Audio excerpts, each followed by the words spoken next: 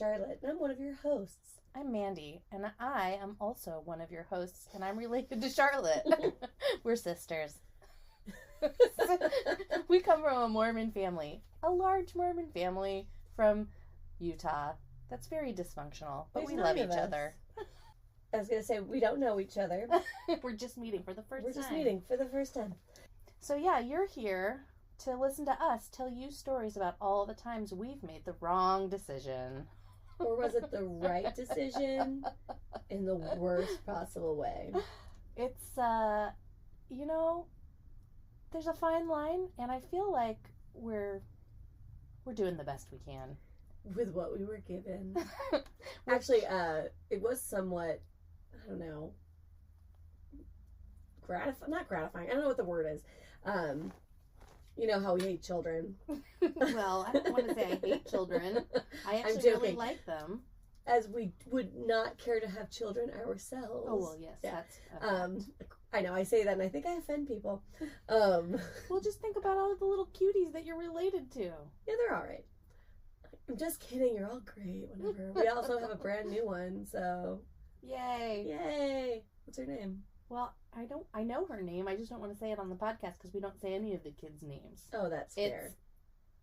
Oh, right. I knew that. Monster. You are a monster. But anyways, I was talking to our friend Leah, and she has a son, and like, she keeps telling me all the time, she's like, Charlotte, you're going to hit a certain age, you're going to want a child. I'm like, yeah, I'm not though. Really don't. And now I've reached that age of which she thinks that I would have changed my mind by now. And then she was here the other day and she's like, so I've been listening to your podcast. I understand now why you don't want to have children. If I was raised in that environment, I wouldn't want children either. I was like, thank you. So what's the word I'm looking for? It's not gratifying, but she solidified. Yeah. There's a word. It's just not coming to me. Yeah. I was talking to our aunt Julie on the messenger the other day too, Mm-hmm. and she was kind of like, "Oh, I'm so sorry that you guys had such a terrible childhood," you know. And I was like, "It wasn't that bad. It wasn't that bad. We don't know any better. Also, it makes for some fucking great stories, in my opinion." So, and again, you know, I wouldn't trade it. I wouldn't be the amazing person that I am currently. I could have used to have a little bit more money.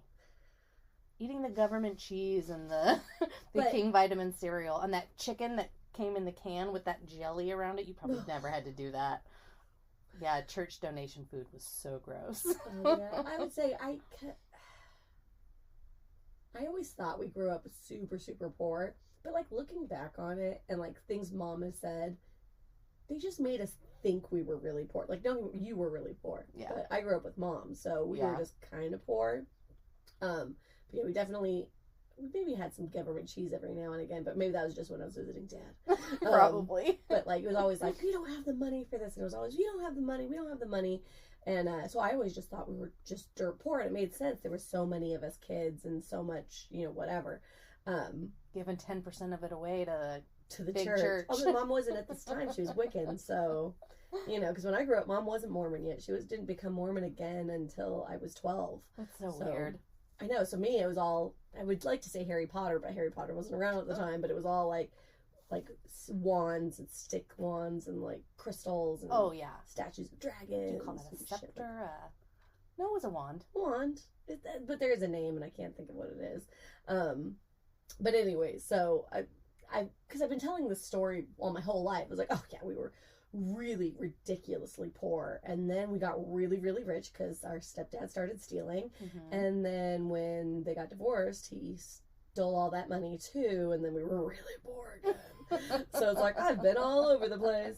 But when I think about it, I'm like, we actually weren't that poor. They just constantly told us we were poor, which actually I think, and this is going to sound a little dramatic, is kind of like child abuse. So anyways, you're here to listen to us just basically get drunk and talk shit about whatever we want to talk about. Well, we're already breaking a rule, so... Cheers. Cheers.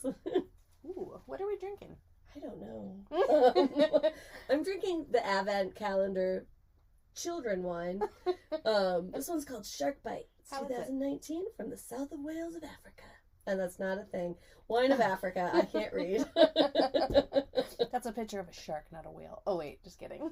I'm funny. Shark bite. Boom, boom. Oh, got it. Yeah, but I see where my brain went with that.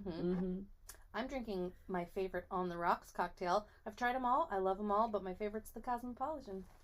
It's the best one. It is the best one. It's so good. I forgot. Patreon. We're recording this live with video for our patrons. So they get, a little extra special content that you guys just listening with audio don't get. You don't get to see our magnificent sparkly outfits. You don't get to hear all the mistakes that we edited out. You don't get to see our larger than life-size child doll drinking her own kid-sized bottle of wine.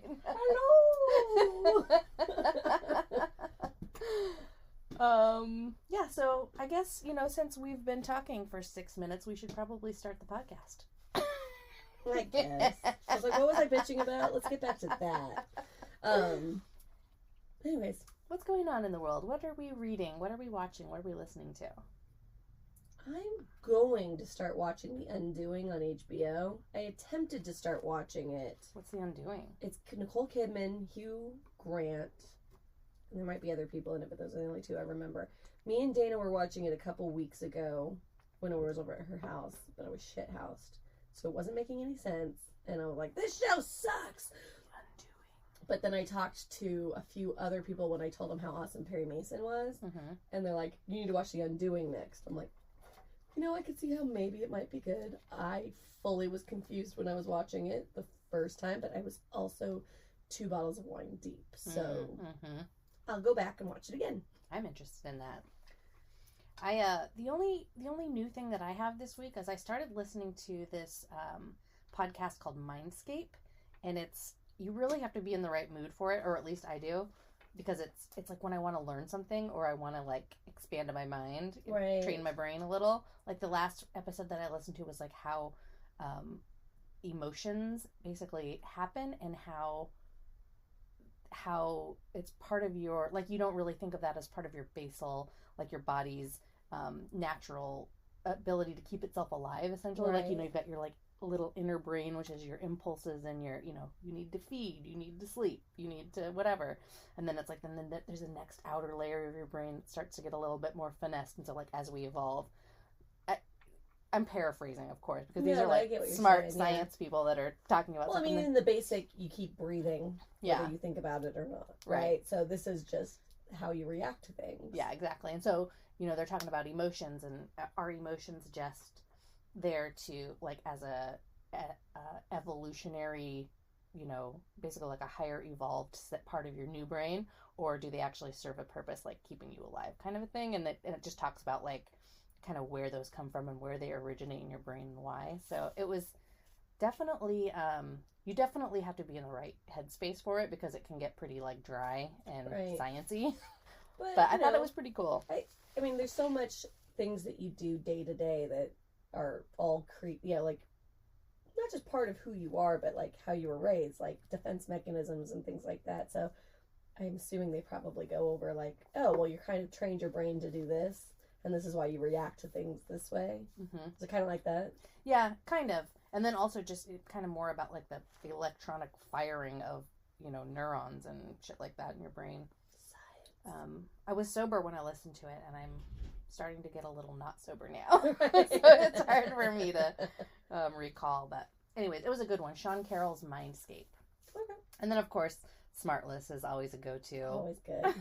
I haven't listened to any of the newer ones just because I don't have time to listen to podcasts. At least I didn't before California shut down. But now that they're shut down, I got nothing but time. Yep.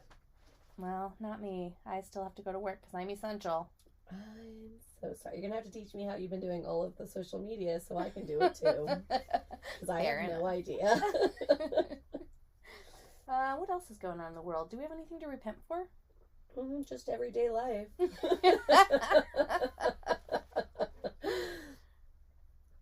I feel like I can't really think of anything.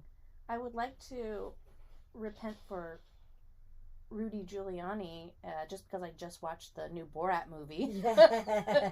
And I would like to repent for the entire world who had to watch that shit show. I mean, not saying that the movie was bad. The movie was fucking great. Right. You should all watch it. But I couldn't actually stay in the room for that scene because I don't know about you. I'm I don't know whether it's being empathetic or what, but I cannot watch movies that just embarrass people, even if they're fucking horrible monsters like Giuliani. I'm just like, I can't. It affects me in a kind like a like a throw. I don't know. I have a very adverse reaction to it. Like whether it's somebody like who's like asked a boy out and they rejected her. I'm like, I can't. I feel too bad for her, kind of a thing. And so it's like, even though he's a garbage human being who would have sex with this young girl and puts his hands down his pants, I'm just like, I can't do it. It's so embarrassing. Yeah. And just watching him like try to be flirtatious was also very cringeworthy. So, because he's a troll. I mean, the man is a fucking troll. Yeah, he's gross, and not like physically gross. I mean, he's like he's a gross human person. Being. So he's actually to me the epitome of, but not Dorian Gray. He's like the picture of Dorian Gray. Oh, right. He's all the garbage underneath of a facade of somebody being charming, even though he's not. He's the gross. He's the portrait. He's not the charming person who gets to be up front. He's just the decaying, gross, pus-filled. I don't know. That's a really good analogy. Thank you. I like it. It just got in my noggin right now. Yeah, so I guess that is one. I guess that is a new one that I watched was the Borat movie. Borat, subsequent movie film. Right. That's funny. I never watched the first one, so I was a little confused in the beginning. I mean, not really, but I was just like, oh, I see what you're doing. Yeah, it's the same movie as it was. It's just, it's been long enough that now it's like a new generation. Right. And it was oh God, that was the other thing, the country, or the Southern Belle. God damn it. That was so, Debutante ball. With the period and the, Yeah, very inappropriate and hilarious. Which again, I love hilarious. Inappropriate things, but that one I was just like, too embarrassed. I had to get up and leave the room. And again, it's not that I'm offended. I know good luck offending me. It's more of I can only see myself in that position, but not to be funny. And I'm just like, I can't do it. So if you want to watch something that Charlotte couldn't handle, right. Go and watch Borat subsequent movie film. I left the room a lot. That's all I'm going to say. Oh, shit. Should we tell some stories? Sure. Should we listen to some commercials first? Actually, yes, we should. I don't know, listeners, if you're just jumping on this train or if you've heard our past episodes, but we have a unique sort of family situation in which our cousin, who's a very public figure, which is why I'm allowed to talk about him, he's decided that he's a prophet and he started his own sect of the FLDS fundamentalist Mormon religion. Should you want to go back and listen to that podcast, I believe it is titled... it's a bonus episode. Right. And it's Fundamental Mormonism. How to guide. Oh, yeah. How to start your own cult. Yeah. Exactly. So, in tribute to our cousin, the prophet... the one mighty and strong. We've made this little commercial. Well, I should say our executive genius creative director has put this together. Correct. So please enjoy Prophet Tyson's Potted Meat.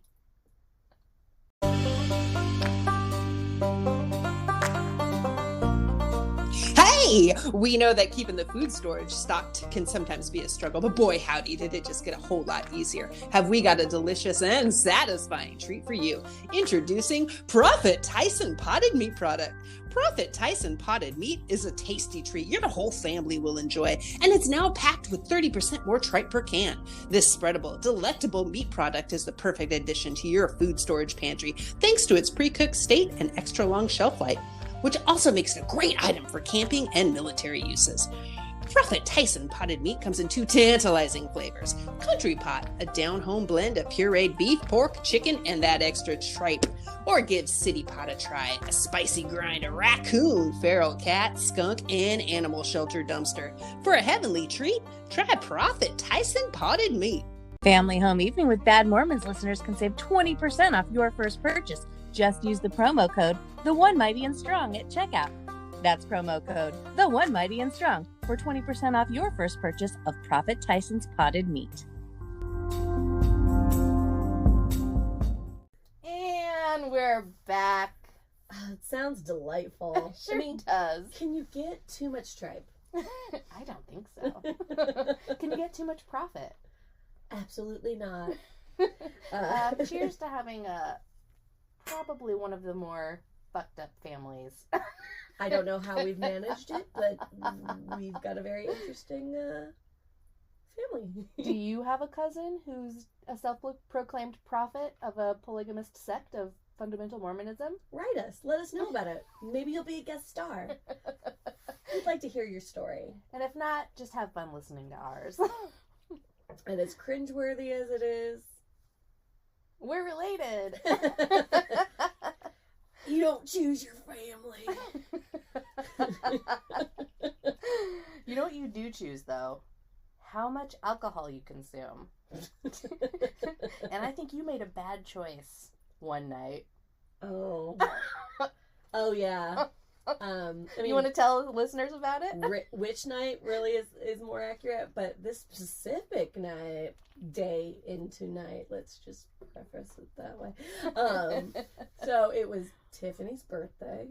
I think it was like her 27th birthday. It doesn't really matter. It wasn't her 30th because that was Point Break Live, right? Mm-hmm. It was at least a couple years before that. There's a place in Bellingham called Jalapenos, and they serve Big Mamas. These are big ass margaritas. Like, literally, one normal person will drink one and be shit-faced. I drank two. Normal people who don't have the alcohol tolerance that we have. Those who haven't trained their liver for abuse could never even fathom drinking a second one. Anyways, we drank two, and then we had this brilliant idea, because I drove down there, because Bellingham's not that big, and it was just down the street from my apartment, but I had my croquet set and things like that.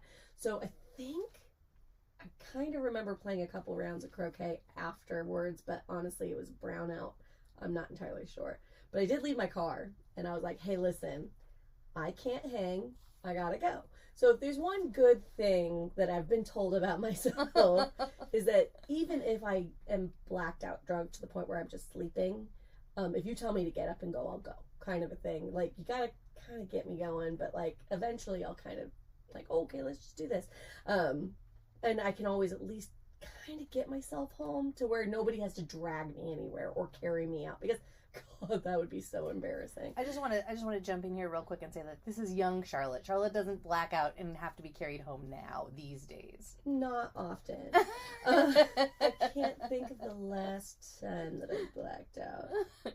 I've browned out a few times.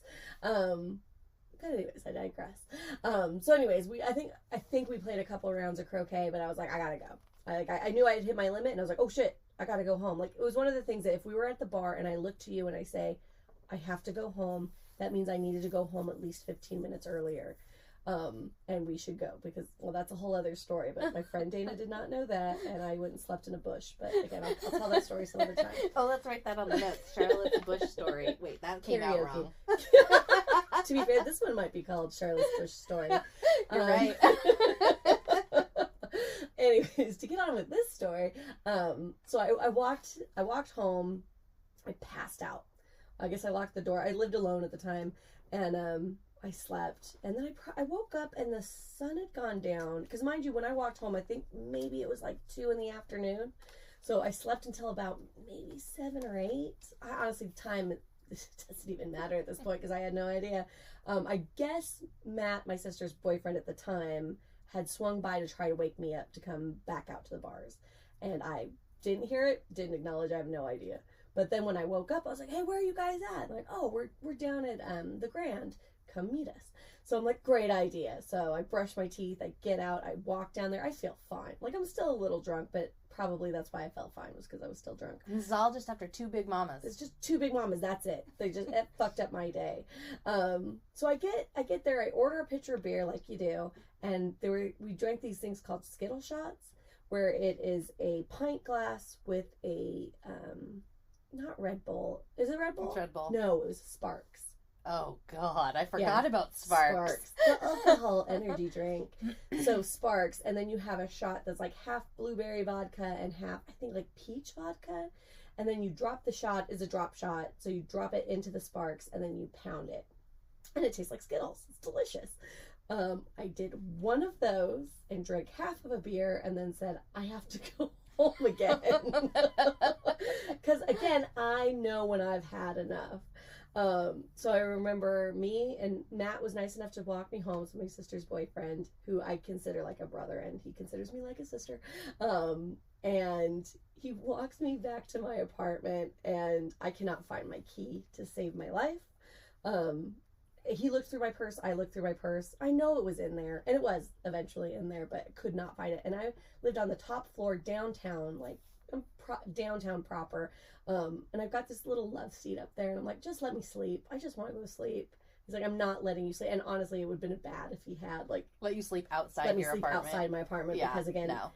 as college town nice as Bellingham is, there's a lot of scumbags. I mean, Bellingham, it's the home of every single fucking murderer that Right. there ever was. Every single one of them, the snipers, the fucking Green River Ted Killer, Bundy. Ted Bundy. Fucking, There's a bunch. yeah. We there's a should do lot. an episode on that. Oh, yeah. I'm gonna remember that. Good idea. Anyway, so he's like, no, you're coming back to my place. And he had just moved, like, not out of downtown, but not downtown proper. So we had to walk. Down the street, basically where the road splits to go to Chuckanut, right? Yes, exactly. Which to me was fucking far. Yeah. Especially when I was shit-faced and all I wanted to do was go to sleep. So we get to State Street, which is a main street, and I lay down in the middle of it, Oh, saying, Lord, Charlotte. I'm just tired, please just let me sleep. And he's like, get the fuck up. And I'm like, okay, fine. So I get up. He's and a good like, friend. He's a good friend. Because, yeah, well, that's another story. I had a friend who did not get up when I said get up, and I actually had to drag him off the street, and I ripped his underwear and stuff because I grabbed him and I just fucking dragged him because he was going to get hit by a car. Anyways, didn't have to do that with me. I at least got up. Then we walked a little bit further. I found some random person's front yard, tried going to sleep there too, and he wouldn't let me. And long story Do you remember all this, or does he tell this you? was told to me, Okay. and then little bits of it have come back. Like, you know, if you get like super shit faced again, sometimes little bits come back. So Mhm. after drinking heavily, some other time I was like, oh yeah, I kind of actually do remember that. But maybe that's also just your brain making up stories and filling in the blanks. But Mindscape should do an episode on that. we should do an episode on that. So anyways, we get to his apartment, and he, mind you, I'm single at the time. His roommate Mike, I kind of had a crush on him a little bit. Mike Face Mike. Mm-hmm. That'll come into play later. Anyways, Matt gets me up to his condo, and they're roommates, and he's like, sure, like, are you okay? I was like, I gotta pee. And he's like, okay, the bathroom's down the hall. Like, I've never been to Matt's apartment before. You just moved in, like, maybe a couple weeks earlier. Anyway, in the bathroom, and he just hears this boom, boom. Like I had fallen off of the toilet. He's like, are you okay in there? Knock knock. I'm like, yeah. And he's like, okay. So he opens up the door and just sees my ass in the air because I'm face forward on the ground. And he's like, oh God, Charlotte, go pull your pants up, get off the toilet. I'm like, oh, okay. And like, from what I vaguely remember of this was I said, it's cool. But at this point I was off the toilet and I full arched back to pull my pants up. And he thought, oh, it's cool, come in. And it was just straight Charlotte's vagina in his face. My vashar, if you will. Yeah, that's embarrassing. So he was like, oh, God damn it. Ah! Anyways, and I don't remember anything past that. Like, I don't even really remember that so much.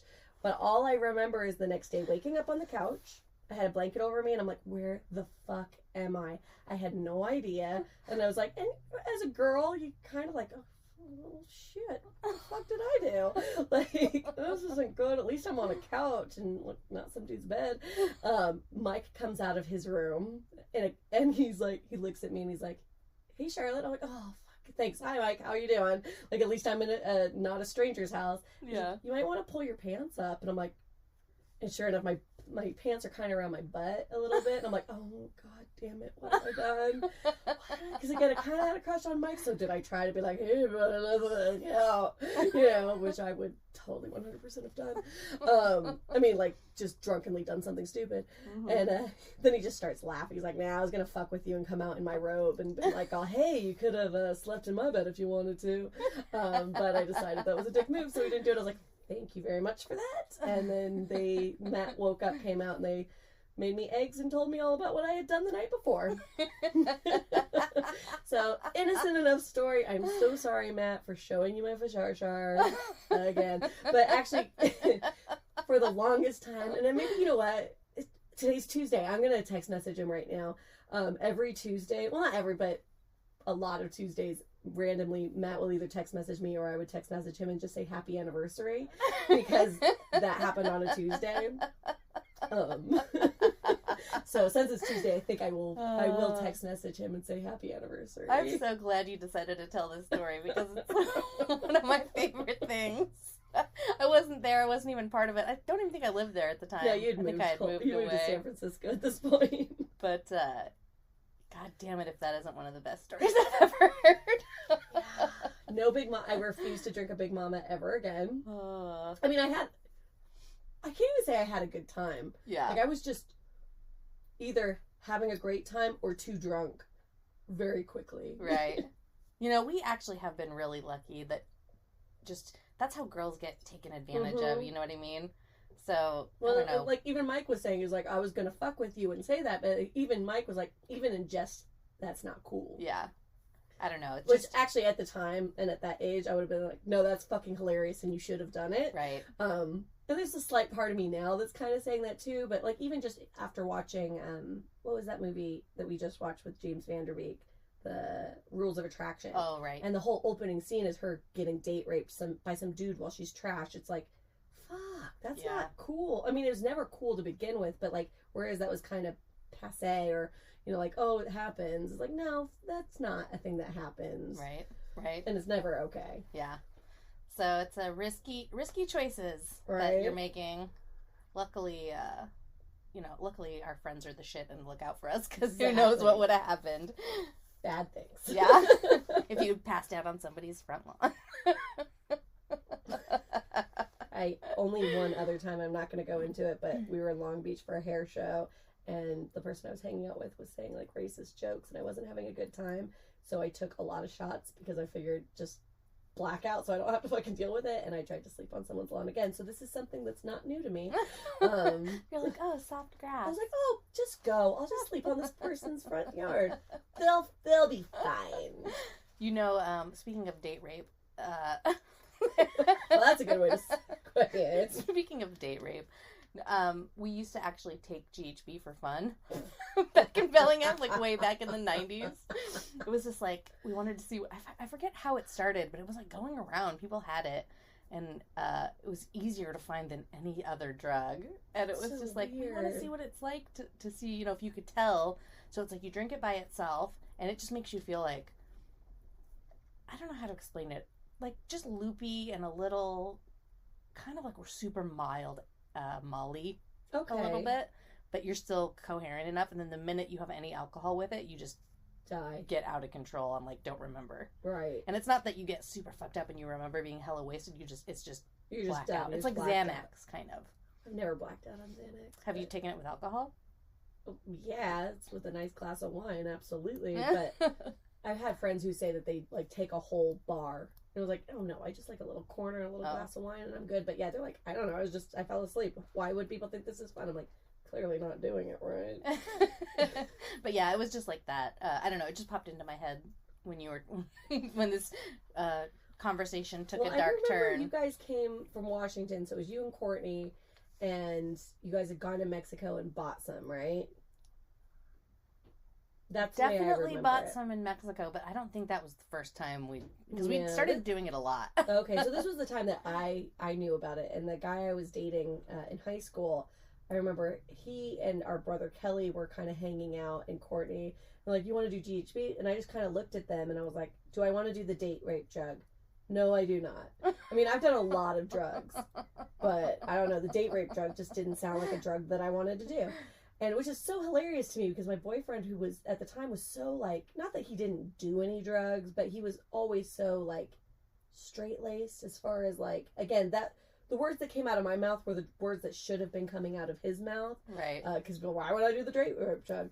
But no, him and Kelly did, and I guess they both drank like a sip off of a beer. And just, because I remember him telling me about it later, he's like, yeah, me and Kelly, we took a sip off of a beer, and I remember not being able to get off of the ground. Our brother Kelly? Yeah.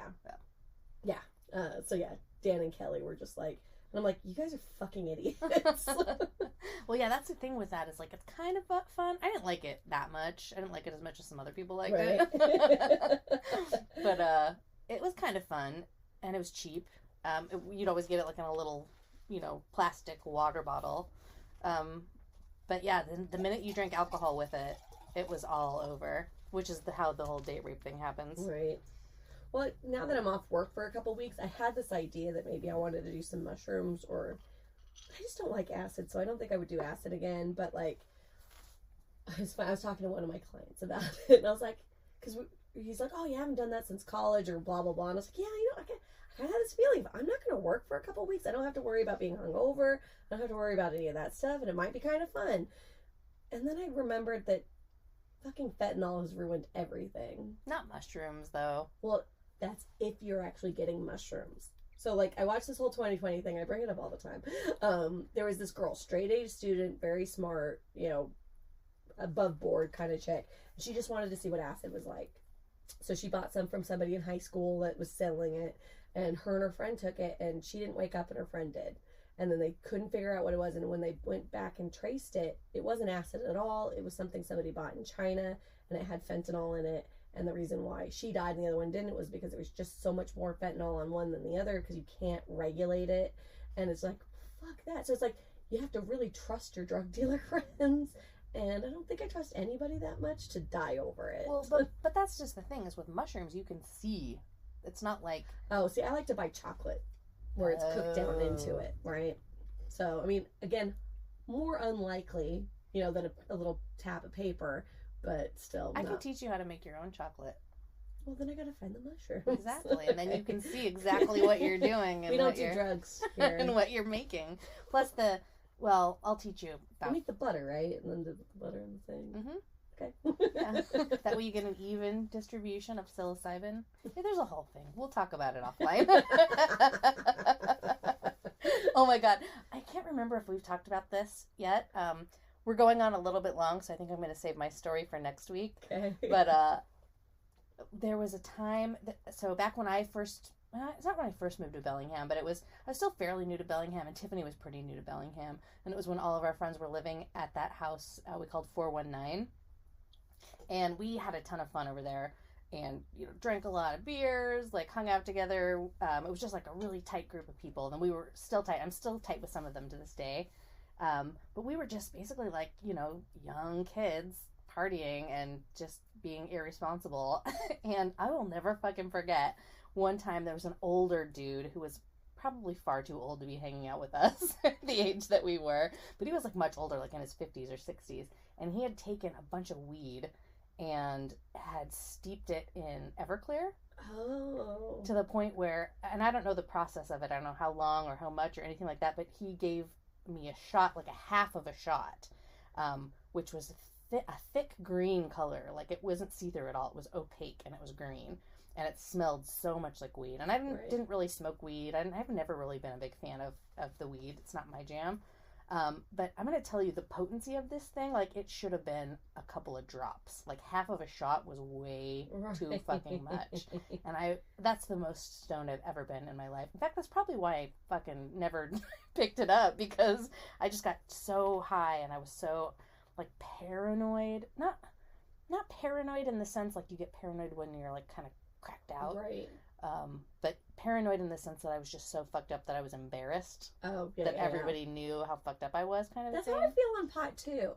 It's everybody knows I'm high, and then, am I breathing? Is my heart still beating? I get super paranoid. I can't. Smoking doesn't work for me, and eating edibles definitely doesn't work for me. Yeah, I don't like it. I prefer my liver would prefer that I liked the marijuana. Yeah, but alas. There was another situation in Bellingham too, like right around that same time, where our sister, I won't say the names just in case she doesn't want it to be publicly mentioned, but our sister, everyone's gonna know now. Well, we've got lots of sisters. We don't know which one. Well, I was gonna say she'd just gotten a job at the co-op, so that narrows it down. Only for people who worked at the co-op. True. But she was, I think she was on call. We had a system we called a sub, where basically like that was such a high coveted job that everybody wanted it. So you would take this position where you'd be on call, and then they would call you when somebody would call out sick for work. And so that was her. She was a sub that day, just waiting for the phone call. And she had taken, I can't remember if it was, somebody had made cookies, pot cookies. And I can't remember if she didn't know it was a pot cookie or if she just didn't know how strong it was. But basically she ate the whole cookie. And normally people eat like a tiny piece of it. Yeah, break like a corner of it. Yeah. And she was fucked up for like 3 days. And I remember they were trying to get her to go into work. And she's just like, and it was like her first day or something. No. And they were calling me and they were like, well, you vouched for your sister. And I was like, she's so sick. Right. It's really like just such unfortunate timing or whatever. But she felt so terrible about that. And she just was so like out of it for days. Like that shit, if you don't pay attention to the dose, that shit can fuck you up. So that happened to me. Craig had a little chocolate laying around. I knew what it was, but I just thought, I was doing my nails and I was like, you know what, I'm just gonna take a little corner, literally the tiniest corner, and ate it. And I was like, whatever. And then I totally forgot that I ate it because it wasn't like I was like, I'm gonna do some drugs tonight, right? And whatever. And so I remember I finished my nails and I was on to my toenails. And, like, when I got halfway through that, I kind of felt, because it takes, like, an hour or so, like, and I was doing the gels, so it took a bit to kind of do them.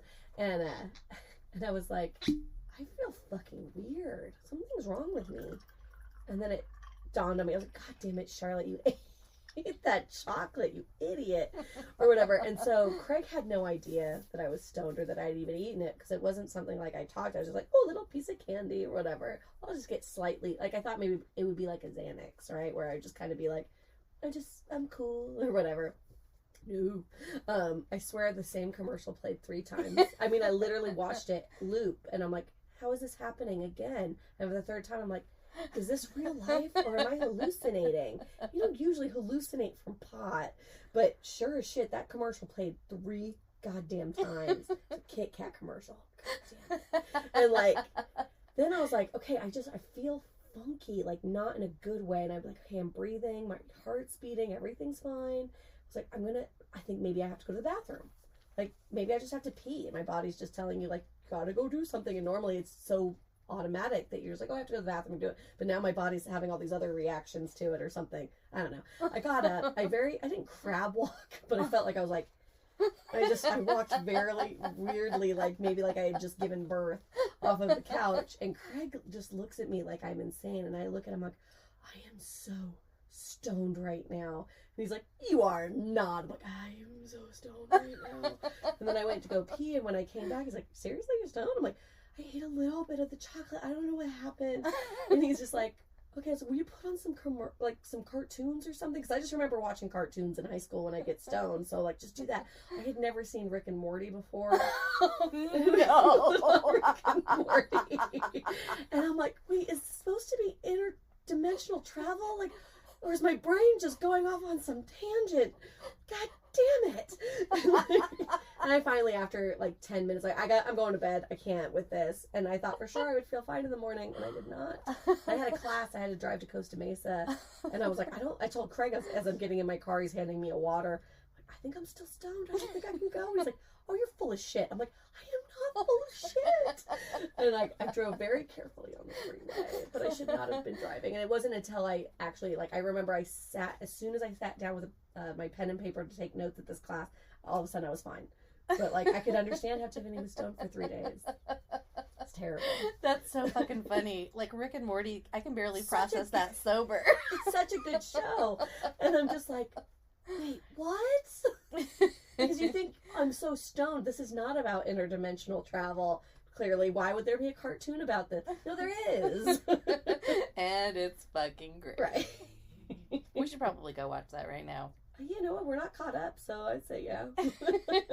Well, hey, everybody, thanks for listening to us get drunk and ramble on and tell you about sometimes we probably shouldn't be alive.